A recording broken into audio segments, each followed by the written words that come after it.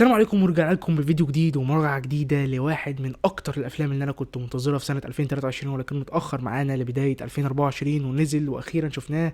هو فيلم بور ثينجز اللي أول لما نزل في الوطن العربي فجأة يعني ابتدت خناقة ما بين الناس اللي شايفين الفيلم تحفة فنية وعظيم وفي ناس إن هم شايفينه فيلم يعني زبالة، فيلم إباحي وخلاص، فيلم حقير.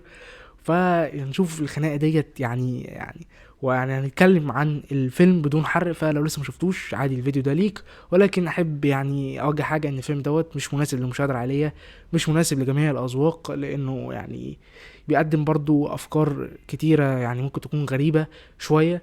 فيعني اللي هيشوف الفيلم دوت انا بحملك المسؤوليه كامله، وانا مجرد واحد يعني جاي اقول النهارده رايي عن الفيلم ومن غير كلام كتير. يلا بينا نبدا.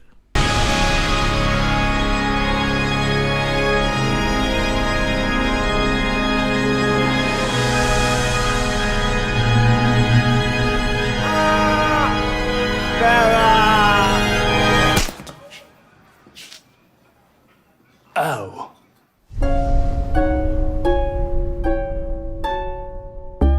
وقصة الفيلم عن عالم بيجد امرأة كانت منتحرة، ولكن الامرأة ديت كان في بطنها جنين، فبيضطر ان هو يشيل العقل اللي في دماغ الجنين اللي كان في بطنها وبيحطه مكان دماغها هي، فبالتالي بيكون عندك امرأة بجسد كامل ولكن بعقل طفل. وبنشوف تصرفاتها ازاي وتطور الشخصية ديت ازاي، وبنخوض معاها رحلة ومغامرة في العالم الخيالي الواسع جدا الموجود في الفيلم دوت، واللي بيحط اسقاطات كتيره جدا على حياتنا الواقعيه ولكن في سياق سريالي بكوميديا سودا ودراما. يعني فكل التوليفه ديت كان لازم يعملها مخرج صح، واللي هو لورجوث لانسيموس ابدع جدا في اخراج الفيلم دوت وطريقه سرد الفيلم. عندنا كمان يعني كان في مشاهد ابيض واسود، فكره استخدامها او سبب استخدام ان في مشاهد ابيض واسود جميله جدا، مش عايز اقول السبب ولكن عشان يعني هيكون في حرق. ولكن انت علشان تجسد شخصية هتكون مرأة بجسم مرأة كاملة ولكن بتصرفات وعقل طفلة، فانت محتاج ممثلة من العار التقيل، وفعلا مين غيرها إيما ستون اللي ابدعت جدا في الفيلم دوت وقدمت اداء ممتاز، يعني خلاها ان هي تترشح لجائزة الاوسكار. كمان كان معاها ممثلين مساعدين رفعوا جدا من ادائها وطوروا الشخصية وساعدوا في بناء الاحداث، ويليام ديفو ومارك رافالو. وبتحس في الفيلم دوت ان انت قاعد بتتفرج على فيلم دراسة شخصية. بنشوف في الفيلم دوت دراسة، يعني مش دراسة الشخصية اللي هي سيرة ذاتية ولكن دراسة لعقل الإنسان البشري، إزاي بيفكر، إزاي ممكن يتعامل مع كل الحاجات ديت اللي في الحياة. يعني ممكن يعني نشوف الإنسان في الذات في الفيلم دوت من حيث فضول الإنسان في اكتشاف كل شيء حرفيا، وده اللي مخلي تصنيف الفيلم يعني خربان خالص.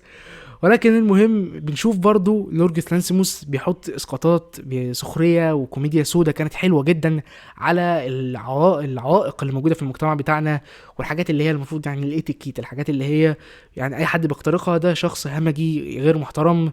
فبنشوف الموضوع دوت ما تقدمش من زمان جدا، ان اختراق القواعد الزائفه اللي بيحطها المجتمع مثلا من افلام زي افلام كوبريك، وخصوصا فيلم اكلوكور اورنج اللي واحد من اكتر الافلام المثيره للجدل في التاريخ. والفيلم دوت جريء بس مش بسبب المشاهد الخادشه بس في الفيلمين، لكن بسبب الافكار الجريئه اللي طرحت في الفيلم دوت عن السياسه، عن حاجات كتير جدا طرحت في الفيلم دوت. مش عايز اخش في تفاصيل عشان ما احرقش الفيلم. وعلشان تقدم عالم خيالي بالشكل دوت محتاج مخرج محترف زي لورجوث لانسيموس اللي قدم لنا تحفة بصرية في الفيلم دوت من حيث التصوير واختيار الأماكن وزوايا كمان الكاميرا وتصميم ملابس الشخصيات وتصميم الشخصيات ذات نفسها وتصميم الحاجات الخيالية الخارقة للطبيعة في الفيلم. كل التفاصيل ديت أدت لتحفة فنية بصرية. كمان الساوند تراك كان ملفت جدا وجميل، ويعني برضو كتابة الشخصيات وكتابة الحوار ما بين الشخصيات اللي كان فيه اسقاطات كتيرة جدا زي ما قلنا. ويعني لو هتكلم عن الحاجات كتيرة اللي اسقط عليها الفيلم دوت فممكن نعمل فيديو 4 ساعات نتناقش عن الموضوع دوت. ولكن في النهاية احب اسير الجدل واقول ان بور ثينجز هو افضل فيلم في سنة 2023 متفوقا على اوبنهايمر. ايوه، فيلم بور ثينجز احسن من اوبنهايمر وتفوق بشكل كبير جدا، مع ان انا قلت ان اوبنهايمر كان احسن فيلم في القائمة اللي انا نزلتها، ولكن بور ثينجز شفته بعده وده رايي، انا عايز اعرف رايك في الكومنتات. وفي النهايه تقييمي لفيلم بور ثينجز هو 10/10، تحفه ما تمش تقديرها خالص من معظم العرب بسبب المشاهد اللي كانت مزعجه للبعض، ولكن المشاهد المزعجه ديت كانت برضو في اوبنهايمر. ولكن انا مش عارف الناس بتفكر ازاي، المشاهد اللي كانت في اوبنهايمر بالعسل والسكر ومشاهد اللي في بور ثينجز كيكه يعني ولا ايه؟ انا مش فاهم. قول لي رايك في الكومنتات على الفيلم، وقول لي رايك في الفيديو برضو في الكومنتات، وما تنساش لايك لو عجبتك الحلقه وسبسكرايب لو عايز تشوفني تاني، وسلام عليكم.